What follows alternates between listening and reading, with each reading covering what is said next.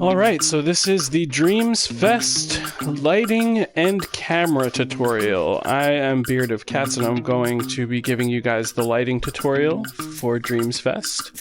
And when I'm all done, I'll throw it over to TAPGiles, who will give you the camera tutorial. So first off, there are 3 templates in DreamsFest, which you will find in the collection, the submissions guideline collection. And in each stage, you'll see these text boxes here that say camera logic and lighting logic. And if you scope into the stage group, those objects appear. So again, Tap will explain the camera logic, but today I'm here to explain the lighting. And I just want to show you, before we run through the little tutorial here, I just want to show you where they're located in each venue. It should be pretty obvious, but just in case. Again, camera and lighting. And let's go to the final template here where I'm going to demonstrate how everything works. Now, before I get into this, I just want to say DreamsFest has a team of very talented lighting designers that are ready to light your stage.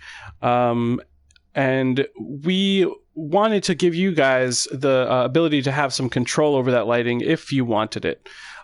So when you're watching these tutorials, I just want you all to know that you can use these things that we've set up for you. We designed these systems to make the camera and lighting in DreamsFest as easy as possible, but to also give us a amazing look.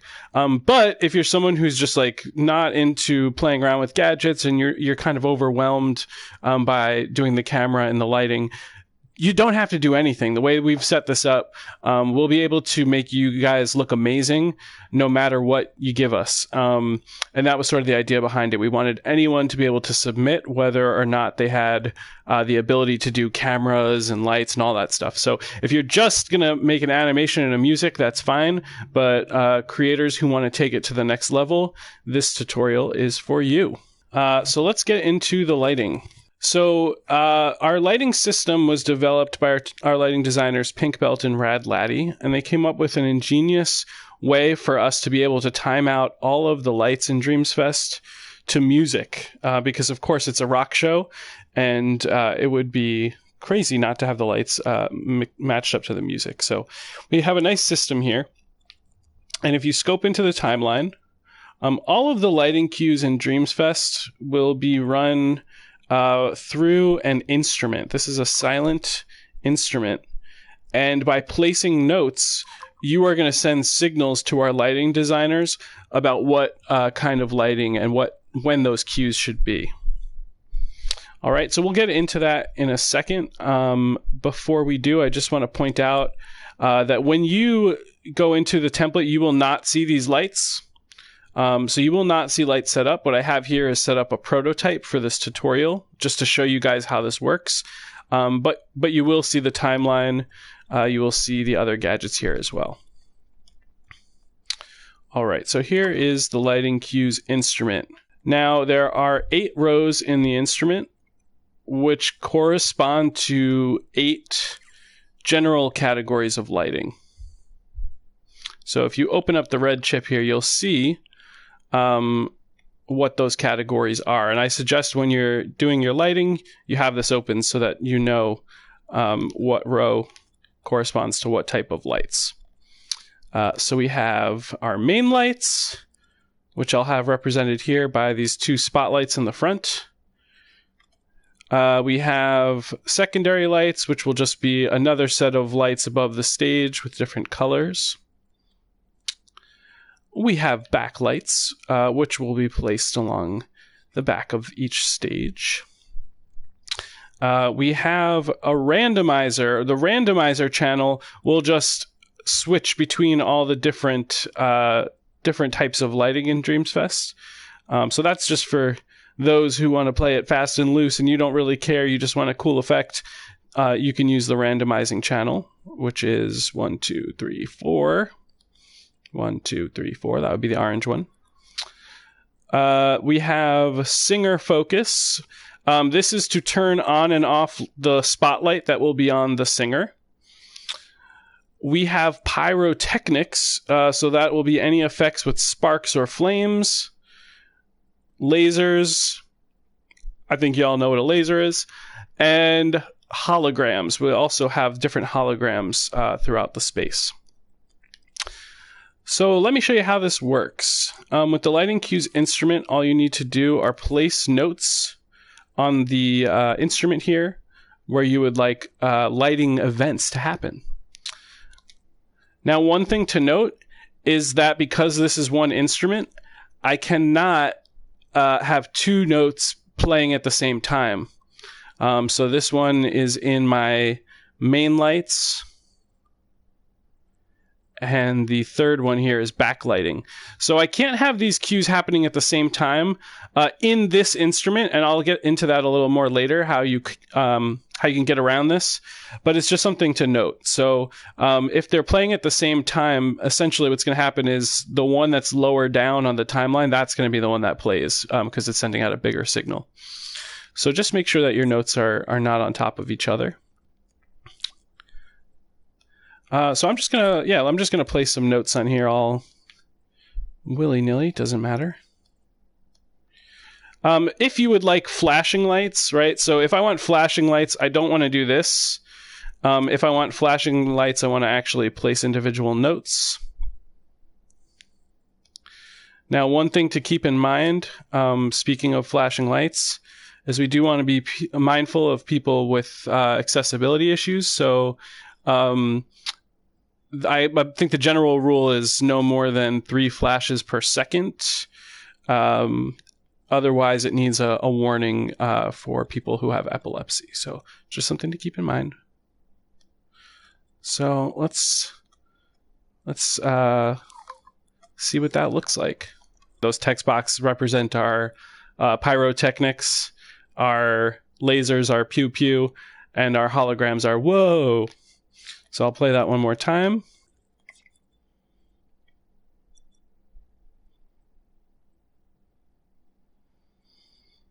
All right. And so that's how you can send us your lighting information. Now I want to show you guys 2 more things before I close out the tutorial. I mentioned before that you could only do 1 note at a time in the timeline. Now, you might want to get a little crazier than that. You might want to have things flashing simultaneously. So if you choose to do that, that is totally fine, but you're just going to have to do a couple things here. Number 1, you're going to clone the lighting cues instrument. Number 2, you're going to clone the lighting logic instrument. Let's put it here. And you're going to take, what do we want to say? Open the menu, tweak menu for the lighting cues. And you're going to take the composite note data, which can be found here on the second to last tab. Composite note data. That is what sends the signals from the instrument to the lighting. And you're just going to plug it right on this node, right on the side here. We have a nice, easy node for you to grab there. So just cloned it, cloned the chip, and plugged in the composite note data to the node. And now, let's try this out.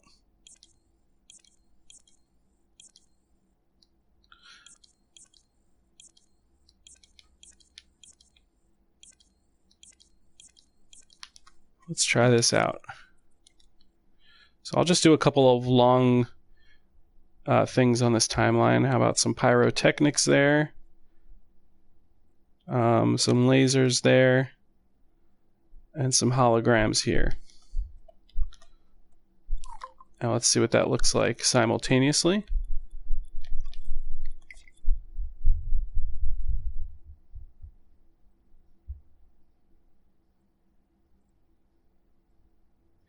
All right, so that is how you can get multiple.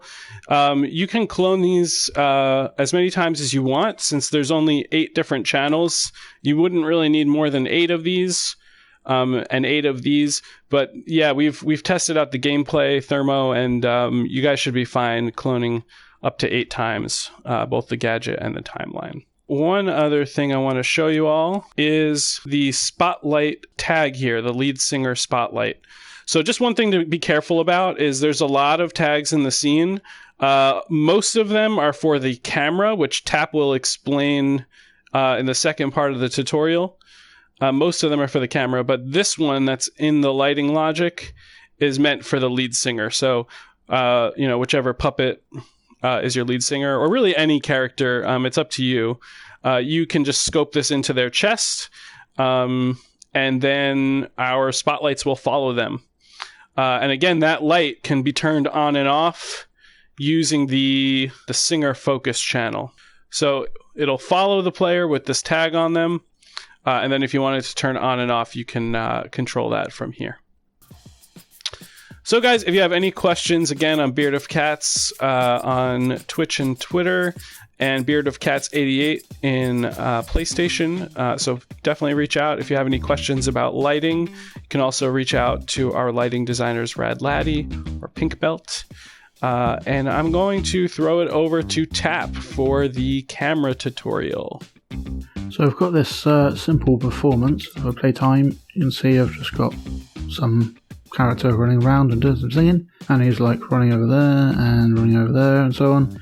And so this would be your performance, and then that would be brought into our performance scene, and then we add some other stuff to it so that when you play, you've got this character that you kind of set up in another scene, and you can walk around and look at these different spots on the platform.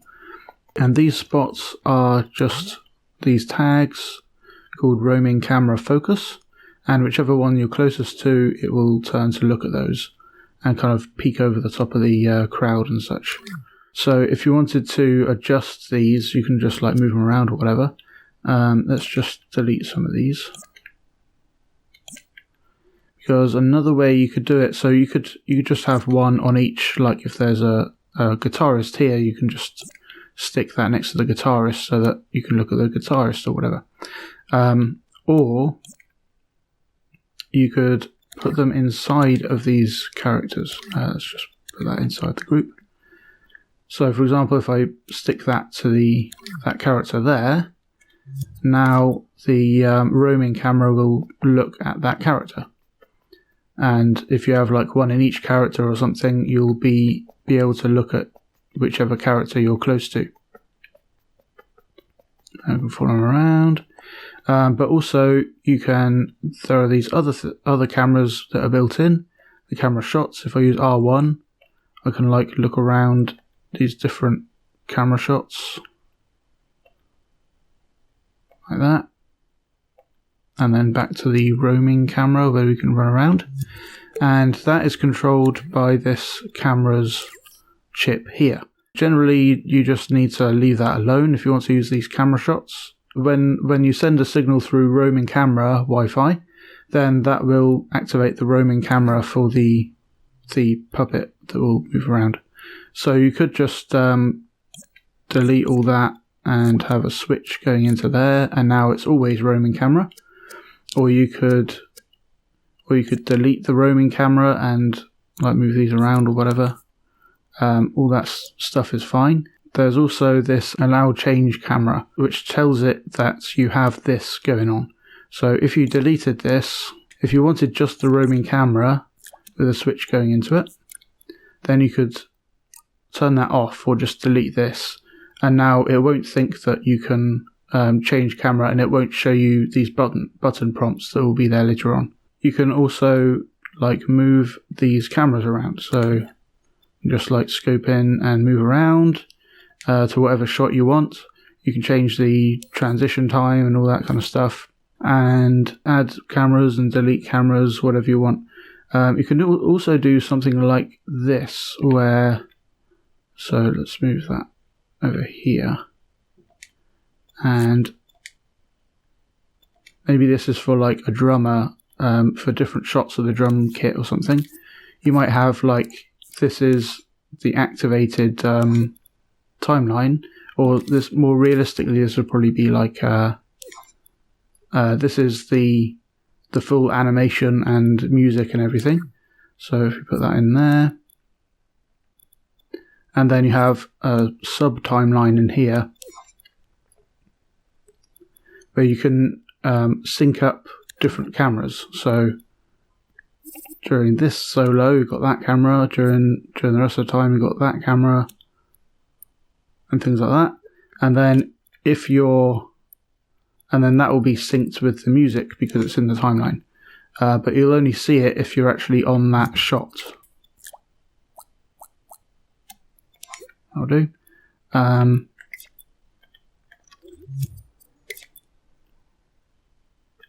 Okay, and then I'll go R1 to go into that mode. And now it's kind of bouncing between those different shots.